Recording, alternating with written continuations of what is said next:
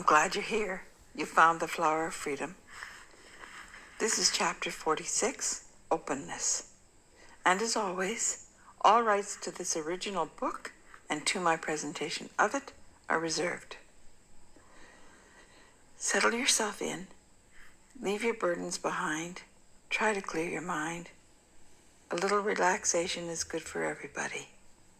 Here we go. Openness. Oscar sat by the phone for a few minutes after he spoke with a key. Bertie was not home from school, and Colette was out. He sat there trying to absorb what had been said. A key's call had woken him from an afternoon nap, and his mind cast around for perspective and balance. He was not sure how to achieve that. He knew what he needed as soon as he realized that his mind had plummeted back to those first days in Dez's apartment with those needy girls. He remembered how totally out of his depth he felt then. It was how he felt now. The person who evolved to be honestly most helpful to him at the time was Dr. Donovan. He took the directory out of the drawer under the phone table where Colette kept it. He turned to the D's, and he found the office number and dialed. When he reached the receptionist, he told her who he was, and he asked if he could speak to his friend for a few minutes. She knew his name. He was on the list of folks that Dr. D had always told her he wanted to speak with if they called. She told him that Dr. D was with a patient at that moment, but that she would give him a message as soon as the appointment was over. Oscar thanked her and hung up. He continued to sit there in the same spot with his mind whirling. When the phone rang a few moments later, he was so lost in his thoughts that it made him jump. "Hello?" he said as he snatched up the receiver. "Hey, Oscar," said Dr. Donovan. "What's up? Are you pregnant? I have to warn you that I've never done a delivery on a man. I'm afraid it has to be a C-section, and I'm not up for a natural birth with you." He chuckled at his own joke. "Hey, Dr. D, I really need a friend right now. Thanks for calling back. I have to do something to protect my family, but I don't want to do the wrong thing. I honestly have no real idea of what to do. I need your advice. Are you free for a beer tonight?" Dr. Donovan was now on full alert. "My last appointment is in 15 minutes. I can probably leave in about half an hour. Do you want to meet me at Rob Roy's on Marlborough Street in 45 minutes? "That would be great. Will it be okay with Michelle?" "More than okay. She's out with the kids, and I was casting around for what I was going to do tonight. You're doing me a favor if you can join me for dinner and a couple of beers." "See you in 45, and I'm so grateful," Oscar said as he hung up the phone. He scribbled a note on the back of an envelope on the phone table for Colette and Bertie, telling them that he was going out to dinner with Dr. D and that he would be home later that evening. 40 minutes later, Oscar walked into Rob Roy's bar and restaurant. It was a friendly place, and he knew the owner, who was originally from Switzerland. They all did. This was a great place, and he felt comfortable there. Leave it to Dr. D to find a way to comfort him, even when they were not yet together. Dr. D came through the door with Jean-Claude, his brother-in-law, and they were both searching for Oscar with concern on their faces.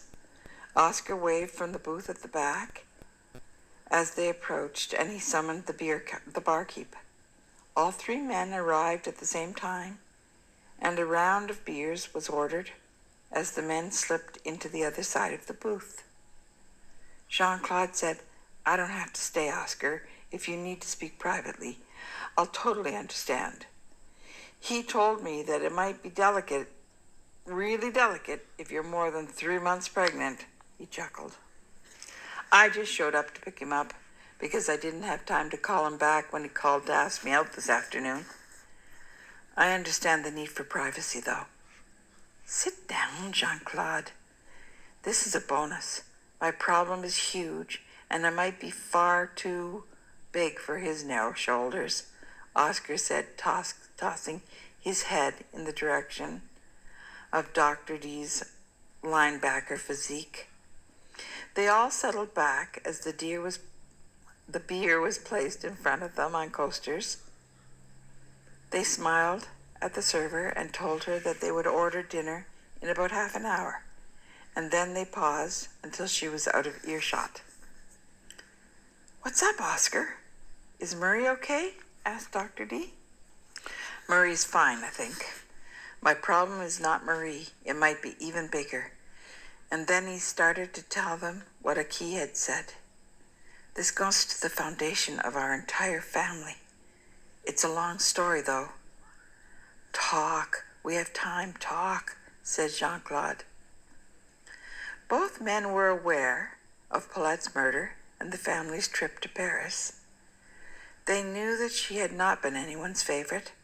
They understood how much Aki now meant to all of them, but they did not know of Paulette's connection with the Nazi SS leader. They were shocked when they heard who it had been. Hans Schmidt was a legendary monster. History reported that Schmidt was famous as the originator of the good cop, bad cop routine, where he tried to win a subject's trust to their great betrayal. The Monster of Paris, as was his nickname, was also famous for enjoying psychological and physical torture. They had no idea that he was most likely involved with Desmond's death, but they knew all about Desmond's bodiness and integrity and loyalty. They had known that it was Desmond who gave Oscar the name that he always went by. They were shocked when Oscar told them about the content of Aki's phone call. "Hold it! Let me make sure I heard this right. Hans Schmidt was Paulette's paramour, and she went to Argentina to find him, and the police think he murdered her, but not before she told him about your son?" said Jean-Claude. At that point, Oscar took the photo that Aki had given him out of his pocket, and he pushed it across the table between his two friends. At first they thought it was Bertie, but then they looked at the Nazi uniform. "Oh, God," they said in unison. That's the end of chapter 46. We really hope you'll come back for the next chapter, and it's called Closing Ranks.